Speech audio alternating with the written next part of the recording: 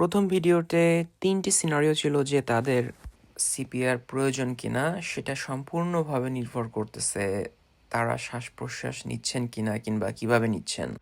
তার মানে হলো যদি কারো শ্বাস-প্রশ্বাস সম্পূর্ণভাবে বন্ধ হয়ে যায় অথবা অস্বাভাবিকভাবে যদি শ্বাস-প্রশ্বাস নিতে থাকে হাঁপানোর মতো গ্যাসপিং, সেক্ষেত্রে আমরা তাদেরকে চেস্ট কম্প্রেশন আমরা দিতে পারি, সিপিআর আমরা দিতে পারি, কার্ডিওপালমোনারি রিসাসিটেশন।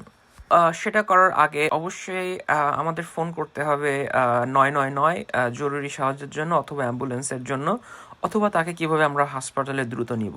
পরবর্তী অংশে আমি দেখাবো সিপিআর শুরু করার আগে কী কী ধাপ অনুসরণ করতে হয়, কিভাবে response, airway and breathing check করতে হয়।